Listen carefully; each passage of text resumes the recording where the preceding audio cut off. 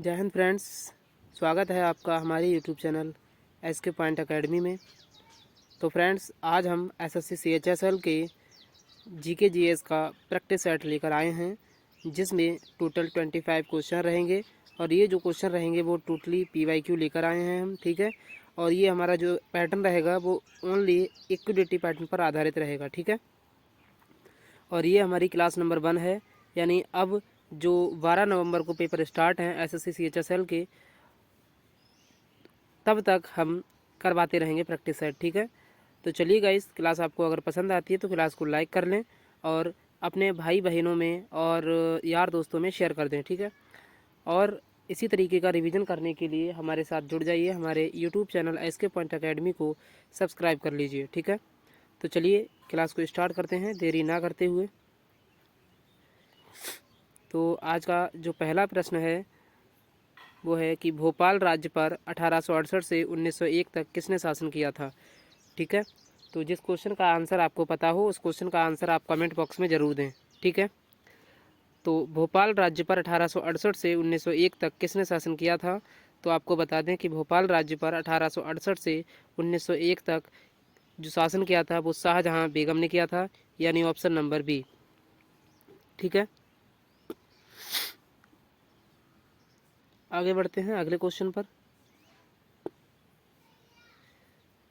अगला क्वेश्चन है कि केटू पर्वत कौन सी जो केटू चोटी है, ये केटू ऑडविन ऑस्टिन चोटी बोलते हैं इसे, ये कौन सी पर्वतमाला में स्थित है, ठीक है। तो आपको बता दें ये जो केटू पर्वत चोटी है ये विश्व की दूसरी सबसे ऊंची चोटी है। विश्व की दूसरी सबसे ऊंची चोटी कौन सी है? केटू ऑडविन ऑस्टिन चोटी है, जिसकी कुल ऊंचाई 8611 मीटर ऊंचाई है, ठीक है। 8611 मीटर ऊंचाई पर है। और विश्व की सबसे ऊंची चोटी जो है हमारी, वो है हमारी एवरेस्ट चोटी, ठीक है। माउंट एवरेस्ट चोटी जो कहाँ पड़ती है? नेपाल में पड़ती है, ठीक है। तो आगे बढ़ते हैं अगले क्वेश्चन पर। अगला क्वेश्चन है क्वेश्चन नंबर 3 कि जो कंदारिया महादेव मंदिर है ये कहाँ स्थित है, यानी जो कंदारिया महादेव मंदिर है ये कहाँ पर स्थित है। तो आपको बता दें कंदारिया महादेव मंदिर जो है ये हमारा मध्य प्रदेश के खजुराहो शहर में स्थित है, ठीक है। तो आगे बढ़ते हैं अगले क्वेश्चन पर। अगला क्वेश्चन है क्वेश्चन नंबर 4 कि किस शासक ने अपने संदेश पत्थरों पर खुदवाए थे, यानी ऐसा कौन सा शासक था जिसने अपने संदेशों को पत्थरों पर लिखवाने के माध्यम से प्रचार किया था। तो आपको बता दें वो इसमें जो ऑप्शन है वो गलत रख दिए हैं, ठीक है। तो इसमें जो है अशोक थे। कौन थे? अशोक थे, ठीक है। अशोक का नाम यहाँ पर लिखना है। कौन थे? अशोक। अशोक एक ऐसे शासक थे जिन्होंने अपने संदेशों को पत्थरों के माध्यम से पहुँचाया था, ठीक है, पत्थरों पर लिखवाया था। आगे बढ़ते हैं अगले क्वेश्चन पर। अगला क्वेश्चन यानी कि रिपीटेड क्वेश्चन है कि किस शासक ने अपने संदेश पत्थरों पर खुदवाए थे, तो वो थे अशोक। ये ऑप्शन अब सही है, ऑप्शन नंबर बी, ठीक है। अगला क्वेश्चन देखते हैं क्वेश्चन नंबर 5। क्वेश्चन नंबर 5 है असम का काती बिहू त्यौहार किस पौधे के सामने दीपक जलाकर मनाया जाता है, यानी कि जो बिहू है ये किस पौधे के सामने दीपक जलाकर मनाया जाता है। और ये बिहू जो है असम का त्यौहार है, ठीक है। तो आपको बता दें जो बिहू है ये हमारा तुलसी के पेड़ के आगे दीपक जलाकर मनाया जाने वाला त्यौहार है। ऑप्शन नंबर सी इस क्वेश्चन का राइट आंसर होगा।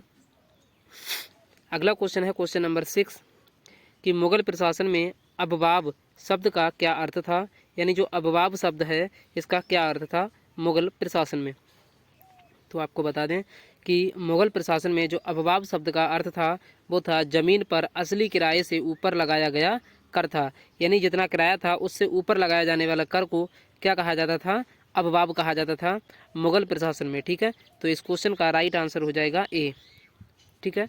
अगला क्वेश्चन देखते हैं कि उस्ताद बिस्मिल्लाह खां किस वाद्य यंत्र के लिए प्रसिद्ध थे। आपको बताना है जो उस्ताद बिस्मिल्लाह खां थे ये कौन से वाद्य यंत्र से संबंधित हैं। तो आपको बता दें उस्ताद बिस्मिल्लाह खां जो हैं वो शहनाई से संबंधित थे, यानी ऑप्शन नंबर बी इस क्वेश्चन का राइट आंसर होगा। आपको बता दें जो उस्ताद बिस्मिल्लाह खां थे इन्होंने शहनाई 15 अगस्त 1947 को बजाई थी। कहाँ पर? लाल किले में बजाई थी, ठीक है। और इनको जो भारत रत्न से सम्मानित किया गया था वो 2001 में किया गया था, ठीक है। और इनकी जो आत्मकथा है वो है चारों शीर्ष समान इनकी आत्मकथा है, ठीक है। चलिए आगे बढ़ते हैं। सितार से हैं हमारे पंडित रविशंकर, बांसुरी से हैं हरिप्रसाद चौरसिया, ठीक है। इस तरीके से आपको सभी याद रखने हैं। आगे बढ़ते हैं अगले क्वेश्चन पर। अगला क्वेश्चन है कि घिमसा नृत्य किस राज्य का लोक नृत्य है, यानी कि जो घिमसा नृत्य है ये किस राज्य का लोक नृत्य है। तो आपको बता दें जो घिमसा है ये हमारा आंध्र प्रदेश का लोक नृत्य है, ठीक है, यानी ऑप्शन नंबर सी इस क्वेश्चन का राइट आंसर होगा। अगला क्वेश्चन देखते हैं क्वेश्चन नंबर 9 कि लाहो नृत्य जो है किस राज्य में मनाया जाता है, यानी जो लाहो नृत्य है ये किस राज्य में किया जाता है। तो लाहो नृत्य जो है हमारा ये हमारा मेघालय में होने वाला एक क्या है नृत्य है, ठीक है। तो इस क्वेश्चन का राइट आंसर ए होगा, लाहो। अगला क्वेश्चन है क्वेश्चन नंबर 10 कि 1915 में पौधों के वर्णक यानी जिसे हम क्लोरोफिल कहते हैं उस पर कार्य के लिए किसे नोबेल पुरस्कार दिया गया था, मिला था। तो 1915 में पौधों के वर्णक यानी कि जिन्होंने क्लोरोफिल को बताया था उस पर कार्य करने के लिए किसको नोबेल पुरस्कार मिला था। तो आपको बता दें वो थे हमारे रिचर्ड बिलस्टेटर। कौन थे? रिचर्ड बिलस्टेटर। रिचर्ड बिलस्टेटर एक ऐसे वैज्ञानिक थे जो 1915 में पौधों के जो क्लोरोफिल था उस पर कार्य करने के लिए इन्हें नोबेल पुरस्कार दिया गया था, ठीक है गाइस। बहुत ही इंपॉर्टेंट क्वेश्चन है। आगे बढ़ते हैं। अगला क्वेश्चन है कि सत्यमेव जयते किस उपनिषद से लिया गया है। तो आपको बता दें उपनिषदों की जो संख्या है वो टोटल 108 है, ठीक है। उपनिषदों की संख्या 108 है, उनमें से कुल 13 उपनिषदों को ही मान्यता प्राप्त है। सबसे बड़ा उपनिषद बृहदोपनिषद है, ठीक है। और आपको बता दें जो सत्यमेव जयते शब्द है ये हमारा मुंडकोपनिषद से लिया गया है, ठीक है। चलिए आगे बढ़ते हैं अगले क्वेश्चन पर। अगला क्वेश्चन है क्वेश्चन नंबर 12 कि राजाओं की प्रशंसा में लिखे गए अभिलेखों को क्या कहा जाता है, यानी कि राजाओं की जो प्रशंसा में लिखे गए थे अभिलेख उनको क्या कहा जाता था। तो आपको बता दें जो अभिलेख राजाओं की प्रशंसा के लिए लिखे जाते थे उनको प्रशस्ति के नाम से जाना जाता था, यानी ऑप्शन नंबर सी इस क्वेश्चन का राइट आंसर होगा। अगला क्वेश्चन है क्वेश्चन नंबर 13 कि पिकलीहल और उटनूर किस प्रकार की प्राचीन स्थलियाँ हैं, यानी एक पिकलीहल है और एक उटनूर है, ये किस प्रकार की प्राचीन स्थलियाँ हैं। तो आपको बता दें जो पिकलीहल और उटनूर हैं ये हमारी जो हैं ये नवपाषाण युगीन स्थलियाँ हैं, ठीक है, यानी ऑप्शन नंबर डी इस क्वेश्चन का राइट आंसर होगा। अगला क्वेश्चन है क्वेश्चन नंबर 14 कि ह्वेनसोंग ने भारत की यात्रा किस राजा के शासनकाल में की थी।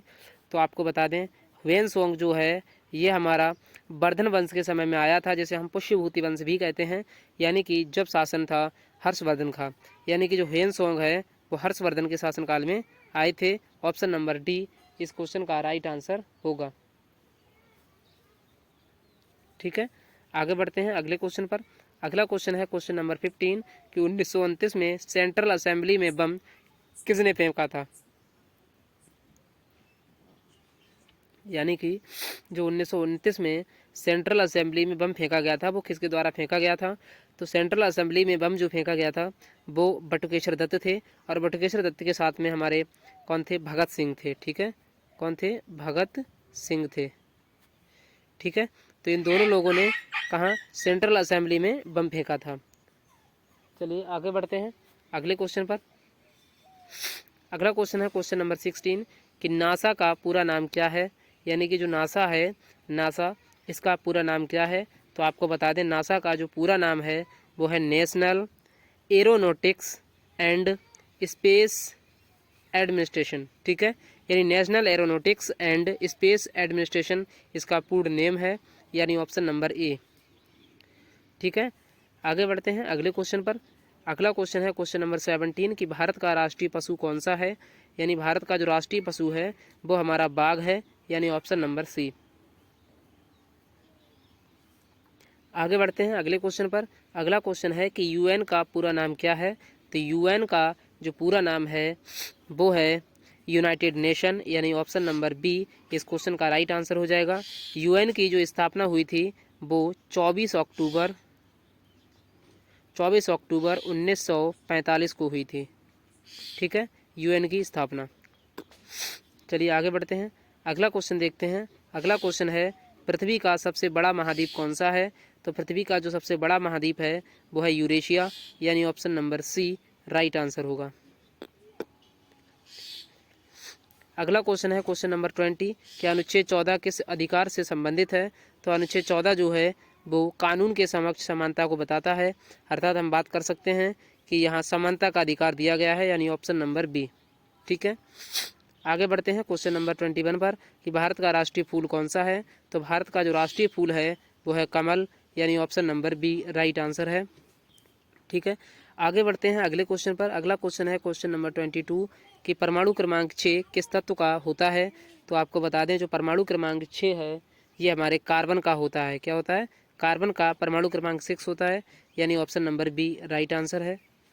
अगला क्वेश्चन है कि भारतीय संसद का ऊपरी सदन कौन सा होता है। तो आपको बता दें संसद के 2 सदन होते हैं, एक निचला सदन होता है और एक ऊपरी सदन होता है। ठीक है, निचले सदन में लोकसभा आती है और ऊपरी सदन में राज्यसभा आती है, यानी इस क्वेश्चन का राइट आंसर बी होगा। ठीक है, आगे बढ़ते हैं अगले क्वेश्चन पर। अगला क्वेश्चन है क्वेश्चन नंबर 24 कि महात्मा गांधी को राष्ट्रपिता किसने कहा था, यानी राष्ट्रपिता के नाम से महात्मा गांधी को किसने पुकारा था।